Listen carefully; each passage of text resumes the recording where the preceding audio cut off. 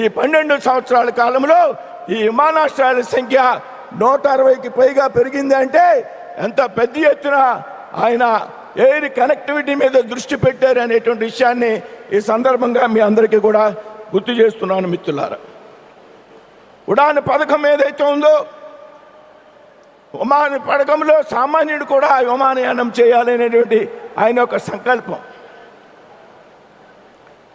తక్కువ ధరలకే సామాన్యులకు అందుబాటులో ఉన్నటువంటి అవకాశాన్ని ఉడాన్ పథకం ద్వారా ఆయన కలిగించారు అనేటువంటి విషయాన్ని సందర్భంగా గుర్తు చేస్తున్నాను మిత్రులారా.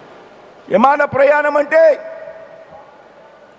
ఒకప్పుడు డబ్బున్న వాడికి మాత్రమే సాధ్యమైనటువంటి విషయం నుండి ఇవాళ సామాన్యుడు కూడా విమానంలో ప్రయాణం చేయాలనేటువంటి ఒక కళని నిజం చేసినటువంటి వ్యక్తి భారతదేశంలో ప్రధాని నరేంద్ర మోడీ గారు అనేటువంటి విషయాన్ని ఈ సందర్భంగా గుర్తు చేస్తున్నాను మిత్రులారా.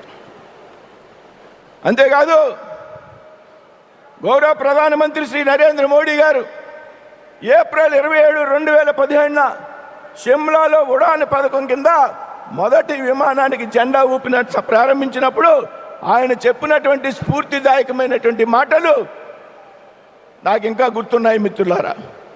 ఆవేళ ఆయన మొదటి విమానానికి జెండా ఊపి ప్రారంభించినటువంటి సందర్భంలో హవాయి చెప్పులు వేసుకుని తిరిగేటువంటి సామాన్య ప్రయాణికుడు కూడా సామాన్య పౌరుడు కూడా ఈ భారతదేశంలో విమానయానం చేయాలి, ఇది నా కళ అని ఆనాడు ప్రధానమంత్రి గారు చెప్పిన విషయాన్ని మనం అంతా కూడా ఈ సందర్భంగా గుర్తు చేసుకోవాల్సి. ఈరోజు జరుగుతున్నటువంటి విమానాశ్రయ ప్రారంభోత్సవం మోడీ గారి ఆశయ సాధనకు ఆయన యొక్క నిదర్శనంగా మనం అంతా కూడా భావించాలి.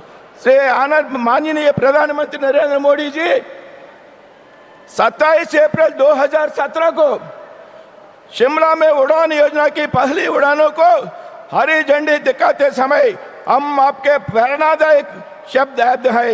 जी हाँ, आपने कहा था हवाई चप्पल पहने वाला नागरिक भी हवाई जहाज में दिखे, ये मेरा सपना है। आज इस एयरपोर्ट का यह उद्घाटन आपके विजन और प्रतिबद्धता एक शानदार उदाहरण प्रस्तुत करता है।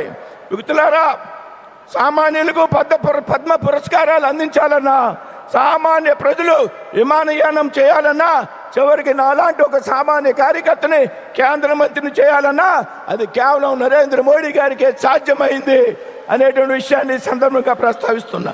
माननीय प्रधानमंत्री मोदी जी, सामान्य लोगों को पद्म पुरस्कार देना हो, आम जनता को हवाई जहाज की यात्रा कराना हो या फिर मुझ जैसे एक सामान्य कार्यकर्ता को पहचान कर मंत्री बनाना हो, ये सब केवल आपके नेतृत्व में ही संभव हो पाया है। Honourable president minister, we the people of Andhra Pradesh will be forever indebted to you, sir. ఈ విధంగా పెద్ద ఎత్తున ఆంధ్ర రాష్ట్ర అభివృద్ధికి తోడ్పడుతున్న మీకు రాష్ట్రంలో ముఖ్యమంత్రి పవన్ కళ్యాణ్ గారు, ముఖ్యమంత్రి చంద్రబాబు నాయుడు గారు, ముఖ్యమంత్రి Nara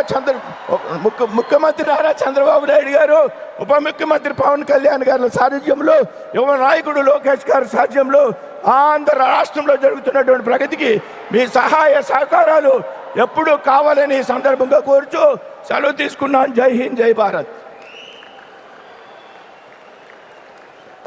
thank you sir, thank you very much.